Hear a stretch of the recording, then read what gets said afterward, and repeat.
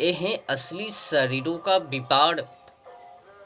शरीरों को बेचते जा रहे हैं। कुछ तो ज्ञात है नहीं, अकल तो है नहीं।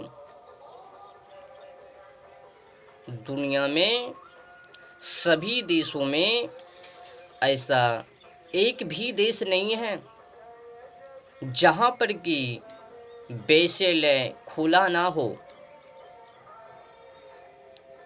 वेश्यावृत्ति करती ना हो। एक भी देश खाली पड़े आपको नहीं मिलेंगे। सभी देशों में, क्षेत्रों में, गांव में, घरों में उपलब्ध है वेश्यालय, वेश्यावृत्ति। ये सब करते हैं, हो रहे हैं। जब एक भी देश खाली नहीं पड़े हुए हैं वेश्यावृत्ति से, तो फिर शादी विवाह ये क्यों? ये जो डोकरी हैं, माताएं जी हैं, क्या इनको पता नहीं है? ये तो खुद ही अपनी जिंदगी को भोग चुकी हैं, वहां तक पहुंच चुकी हैं। सब संकटों, दर्दों को, शरीर को नुचवाना और दुर्व्यवहार, अत्याचार इत्यादि इत्यादि कुकर्म कर्म को भोग चुकी है, सामना को कर चुकी है। एक समय में वही माताएं जी संकटों में, दलदलों में फंसी हुई थी। तो फिर इस प्रकार का अत्याचार अपनी पुत्री के साथ क्यों?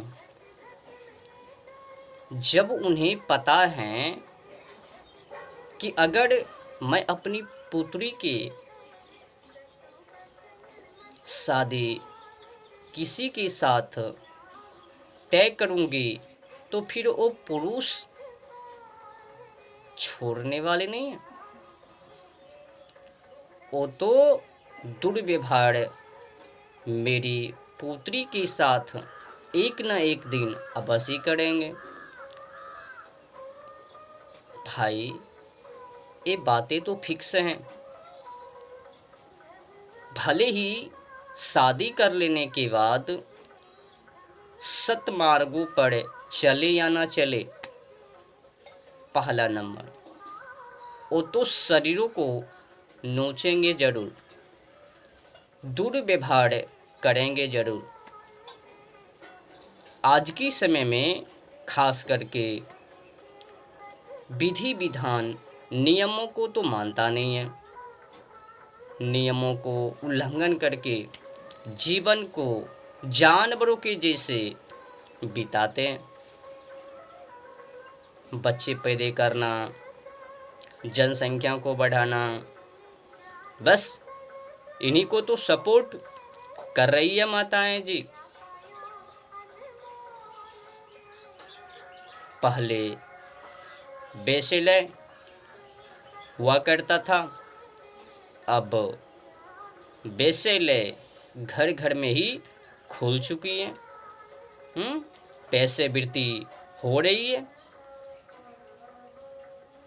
बस फर्क इतना सी है, अंतर इतना सही है कि वहाँ पर वेश्यालय में खुलेआम और एक गृहस्थी में झांक कर,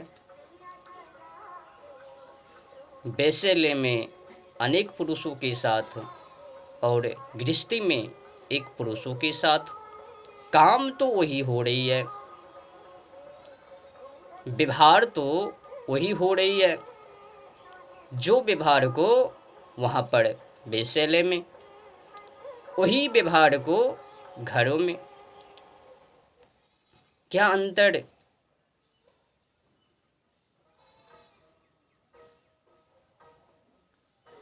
बस माँ जी तो यही सोचती है, हम जब अपनी जीवन को इस प्रकार से जिया तो फिर तुझे अच्छी जीवन को, जिंदगी को क्यों जीने दूं। तुम भी जाओ, भुगतो। गले में फंदा को, फांसी को बांध दी, अपनी सिर दर्द भार को उतार कर दूसरे की घरों में डाल दी। अब वो कटे, मरे, लड़े या फिर शरीरों को नुचवाएं, दुर्व्यवहार करवाएं, क्या लेना देना है। समझ लो आज की समय में क्या हालत है। मतलब माँ जी आज की समय में पुत्री के लिए शत्रु बन चुकी है।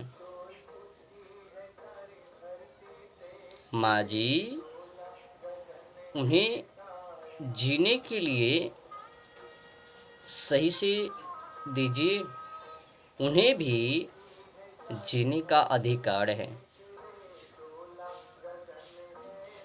यहाँ तक कि एक मानवों का ही नहीं, मानव के साथ साथ सभी जानवर और पंछी एवं कीड़े मकोड़े, इस सभी को जीने का अधिकार बराबर बराबर में है।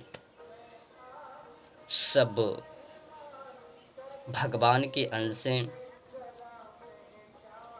भगवान की संतानें, तो सभी की आत्माएं एक समान हैं।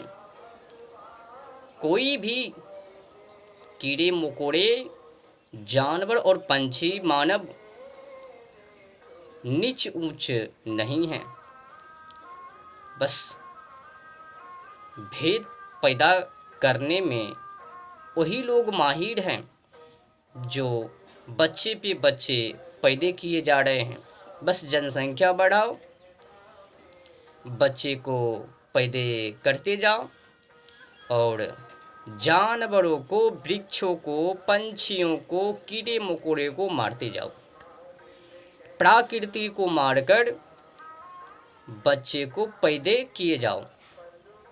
बस जलवायु गड़बड़ होगी, मौसम खराब होगे, उनका असर देखने को मिलेंगे। आज की समय में क्या हो रहा है, यही सब हो रहा है। ऐसा आपको एक भी घर नहीं मिलेंगे शादी कर लेने के बाद बच्चे को पैदा न किया हो। सब मलड़ चुकी हैं, दुर्व्यवहारों को कर चुकी हैं, शरीरों को नुचवा चुकी हैं। कोई कोई महिलाएं खुद ही नुचवाती हैं या तो फिर पुरुष उनको नोच लेते हैं जोर ज़बरदस्ती करके।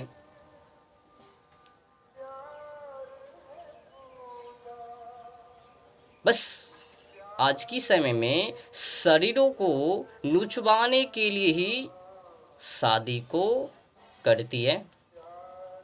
और ये जो माता जी हैं ये करवाती हैं। मुझे भी एक समय में शरीरों को नोचा था, तुम्हें भी नोचेगी।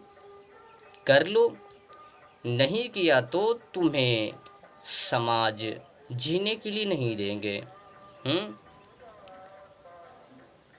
अपनी करनी वही मुसहरनी वाली बात हो गई। मतलब खुद ही फंस चुकी हैं, दलदलों में धंस चुकी हैं, अब निकालने की कोई मार्ग नहीं है, तो पुत्री तू भी जाओ दूसरे के घर और दलदलों में फंसो। देख रही है ना, मैं भी अभी भी उसी दलदलों में फंसी हूँ, जिस दलदल में पहले से। तुम भी जाओ और दूसरे के घरों में फंसो, दलदलों में उलझो।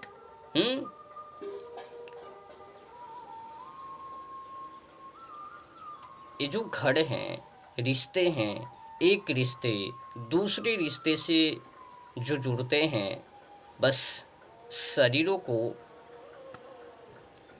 भोग विलास में लाने के लिए, शरीरों का व्यापार